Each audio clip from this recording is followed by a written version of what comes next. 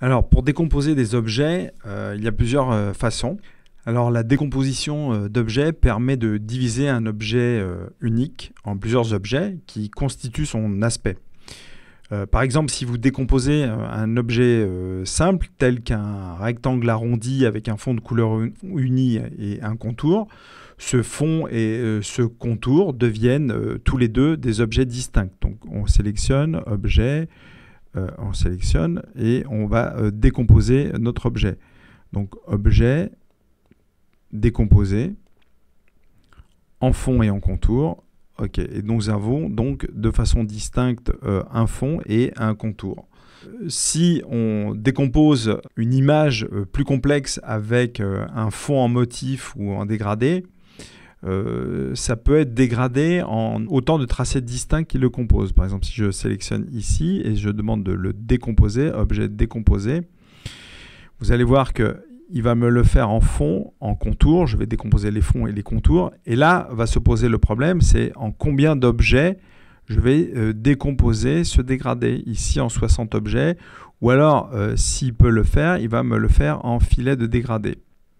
Donc là, effectivement, mais il m'a déplacé le dégradé. Donc je reviens en arrière. Et si je fais objet décomposé en 60 objets, alors on va diminuer. Dans un premier temps, on va faire 5 objets. Et vous allez voir, il ne se passe pas grand-chose. Il n'a pas pu le faire. Donc je reviens en arrière. Objet décomposé en 60. Voyons ce qui va se passer. Et je clique sur OK. Visiblement, il n'a pas l'air de vouloir le faire. Tout simplement, je pense que du fait que j'ai déplacé le dégradé, il n'en tient pas compte. On va revenir en arrière. Donc, je vais mettre un dégradé. Le voilà. Je vais en placer. Je vais le faire linéaire. Je vais faire objet décomposé. Pardon. Objet décomposé en 60 objets. On clique et il n'y arrive pas à le faire. Donc, je reviens en arrière. Objet décomposé. Par contre, cette fois, il va me le faire en filet dégradé. Et on va observer, quand je sélectionne ici, effectivement, nous avons la grille d'objets de dégradé. Donc, l'objet complexe, il me l'a créé. Donc, si je fais dissocier, maintenant, vous avez deux objets distincts que je peux dissocier. Je fais objet dissocié. J'ai donc le contour, ici, et j'ai le filet de dégradé, ici. Évidemment, sur lequel il y a un masque, si je analyse bien dans mon onglet calque. Le voilà, je vais prendre mon onglet calque.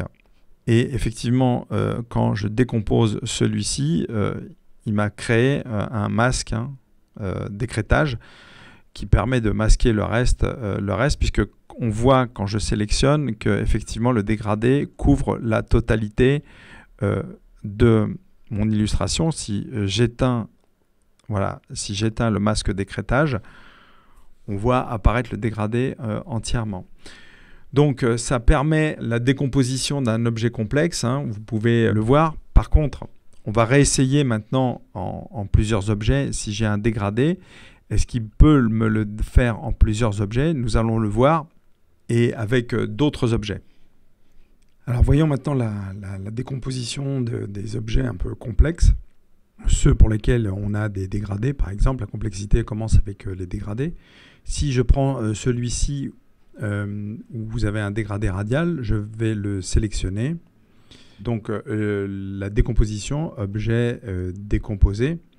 Donc ça permet de décomposer les objets complexes, y compris les dégradés, les enveloppes, les ensembles de symboles et même les halos actifs. Voilà, on peut aller très loin dans les fonctions de décomposition. Donc le fond permet de décomposer le fond. Pour les objets, comme je l'ai dit, ça peut décomposer les objets complexes, y compris les dégradés de forme.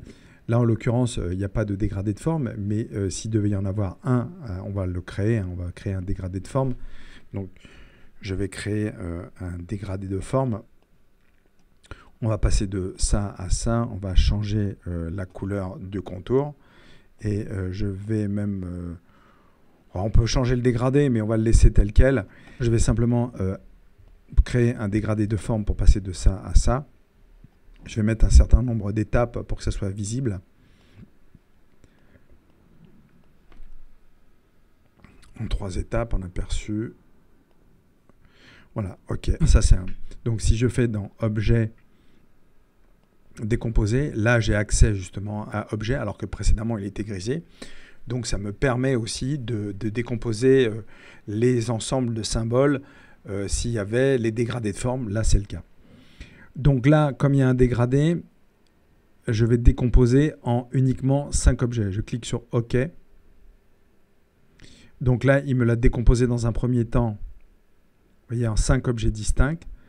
Objet, je vais continuer la décomposition. OK. Et effectivement, vous voyez le dégradé en 5 étapes. Donc, quand je le décompose en un certain nombre d'objets, ça définit la tolérance pour des valeurs chromatiques entre les étapes de dégradé. Et un nombre élevé, ça permet de maintenir une transition, on va dire, homogène. Alors qu'un nombre faible, ça crée ces bandes, les aspects de bandes, les successions. Donc si je reviens en arrière et que j'augmente la décomposition, cette fois, ne serait-ce que à 10, je vais faire plusieurs étapes. Et on voit la décomposition qui est encore meilleure dans cet état-là, mais on a encore le phénomène de bande. Sélectionnons cet objet-là. On va le décomposer. Cette fois, l'objet ici est grisé, car on n'a pas ni objet complexe, hein, on n'a pas de dégradé de forme, on n'a pas les enveloppes, on n'a pas de symbole, on n'a pas de halo. Cette fois, on va vérifier à 10 ce que ça donne. Effectivement, vous avez 10 dégradés, 10 étapes de dégradé. Je vais revenir en arrière et je vais augmenter ces étapes de dégradé, décomposer. Au lieu de 10, je vais en mettre 50. Et on voit, OK, effectivement, on voit apparaître un phénomène de bande, mais il est largement moins présent, en tout cas à distance éloignée. Dès qu'on se rapproche, on voit effectivement les bandes, les successions de couleurs. Et si j'augmentais cette valeur de dégradé, le nombre d'objets, si je passais à 100, on verrait encore moins ces successions de bandes. Maintenant, on va aller sur le dernier objet. On va voir qu'on peut aussi dégrader des contours en un certain nombre d'objets, parce que évidemment on peut mettre maintenant des dégradés ou des motifs sur les contours.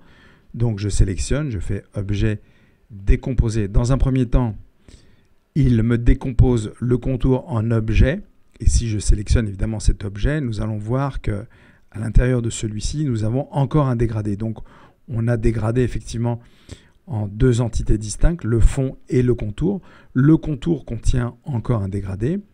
Et si je vais, encore dans l'absolu, si je veux vraiment avoir une succession de couleurs, un aplat de couleurs et non un dégradé tel qu'on les connaît dans Illustrator, il va falloir que je dégrade encore une fois, que je décompose encore une fois. Et cette fois, alors juste pour vous montrer, en 5 objets, on a effectivement les 5 étapes successives. Et si j'augmente décomposer en, évidemment, 60, cette fois je vais même aller un peu plus loin, on se rend à peine compte du dégradé, alors que effectivement, si je mets en CTRL Y, je passe en mode tracé, et en mode tracé, on voit les 60 étapes qui me permettent d'aller d'une couleur à une autre qu'une succession d'aplats de couleurs. Commande Y ou CTRL Y si vous avez un PC, et nous revenons au mode aperçu, à l'affichage aperçu.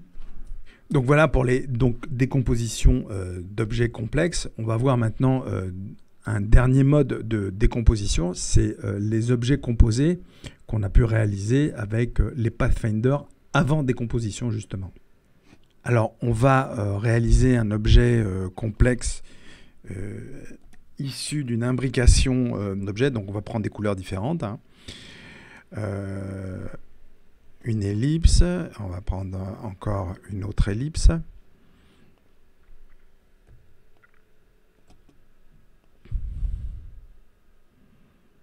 Voilà, au centre. Et encore une autre ellipse d'une autre couleur.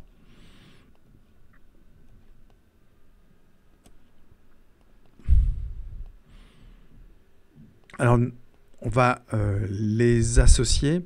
N'oublions pas que quand on va faire un Pathfinder, on va utiliser la fenêtre Pathfinder, voilà, et que je vais créer un assemblage, une réunion, en appuyant sur Alt, clic, je vais garder la forme composée.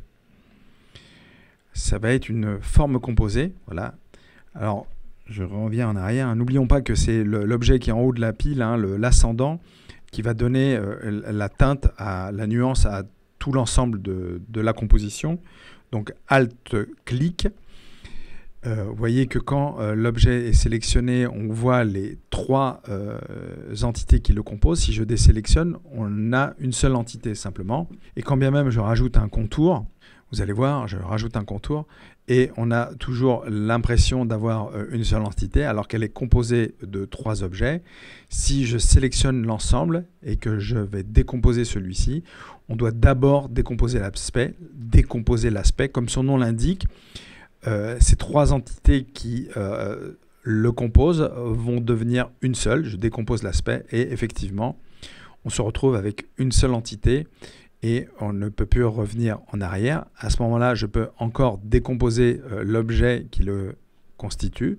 Je vais faire objet. Alors, je vais, par contre, pour le compte, augmenter la taille du contour. Et dans le groupe qui le compose, alors voyons ici cet objet qui est composé justement dans le groupe. Si je le décompose de nouveau, objet décomposé, il va me le faire en fond et en contour. Il ne me propose pas de le décomposer en objet puisque je n'ai pas de dégradé. Et ce n'est pas un objet complexe issu d'un dégradé de forme. Voilà. Il n'y a pas de halo, etc. Donc, quand je le décompose, il me propose uniquement fond et contour. Je clique sur OK, il me décompose les fonds et les contours. Et je me retrouve donc avec deux entités, celle-ci, le fond et le contour, qui sont distincts. Donc, lors de la décomposition de vos objets, il y a deux choses à appréhender. Nous avons la décomposition de l'aspect. L'aspect, c'est le nombre de géométries qui le composent. Et nous avons la décomposition, c'est ce qui intègre l'objet, c'est-à-dire s'il a des contours, s'il est issu de dégradés, si c'est un objet qui est issu de dégradés de forme, s'il a un motif, etc., etc. Donc, décomposer et décomposer l'aspect vous permettent de simplifier en entités les plus simples, hein, en tracé, en fond, en contour, pas en contour, en fond uniquement, vos objets dans Illustrator.